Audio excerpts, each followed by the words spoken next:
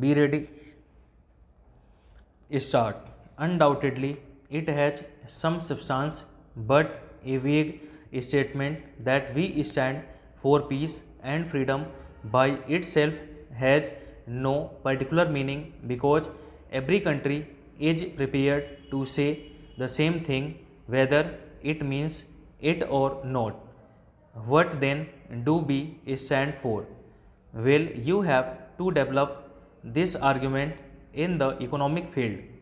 As it happens today, in spite of the fact that we have been for some time in authority as a government, I regret that we have not produced any constructive economic scheme or economic policy so far.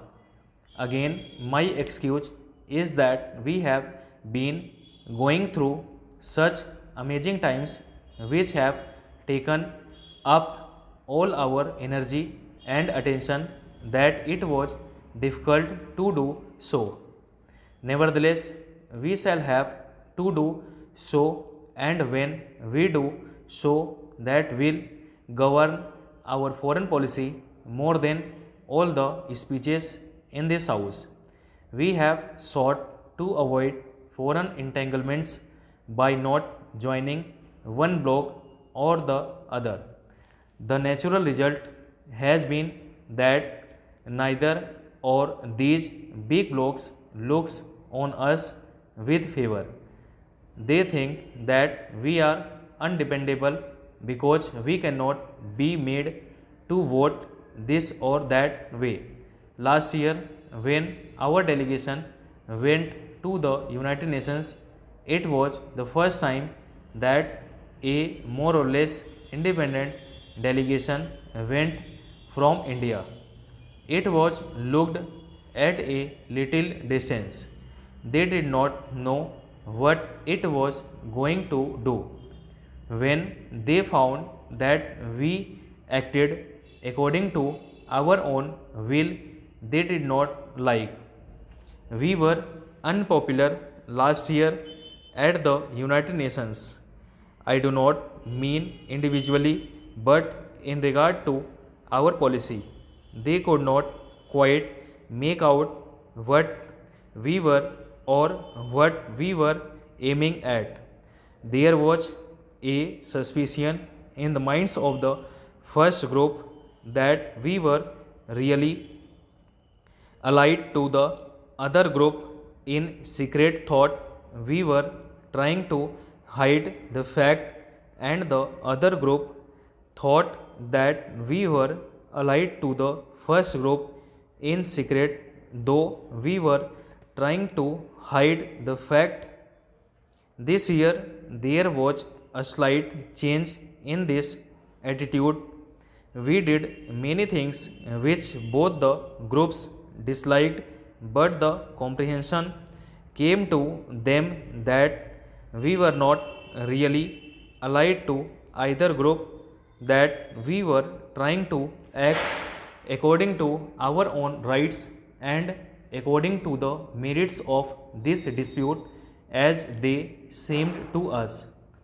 I have no doubt that fairly soon, in the course of 2 or 3 years, the world will find this attitude justified, and that India will not only be respected by the major protagonists in the struggle for power, but a large number of the smaller nations which today are rather helpless will probably look to India more than to other countries for a lead in such matters.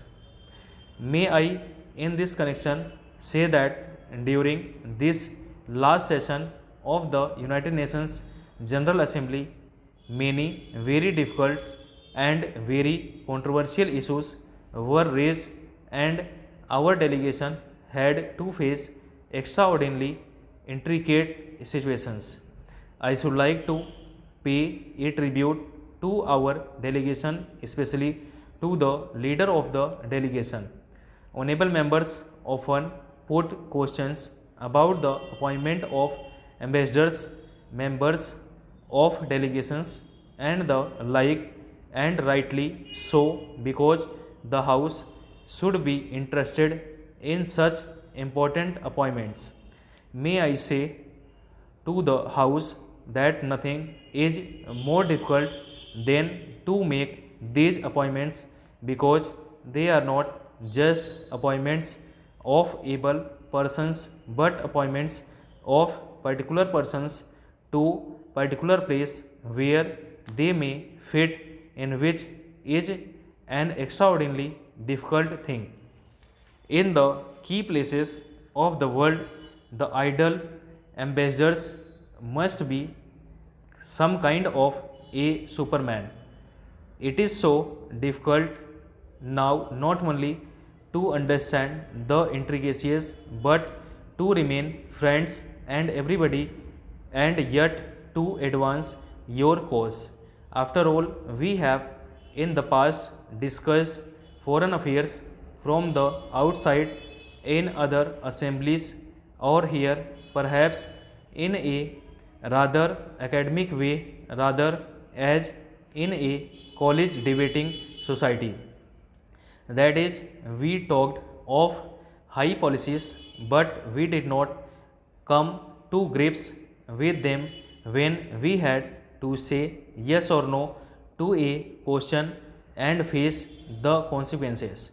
If the House will forgive my saying so, even in today's debate, many of the speeches were of an academic kind, which did not take into account the vital questions which concerns the world today, which may mean peace or war.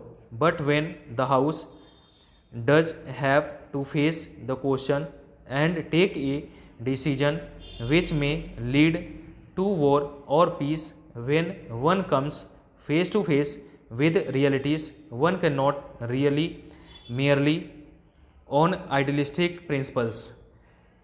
Foreign affairs are utterly realistic today. A false staff, a false phrase make all the difference. It is against this background that I should like the House to consider international affairs. We have to get over the notion that it is merely some naughty man playing about and quarreling with another, some statesman in America, France, and the British imperialism lurking behind the curtain in the distance.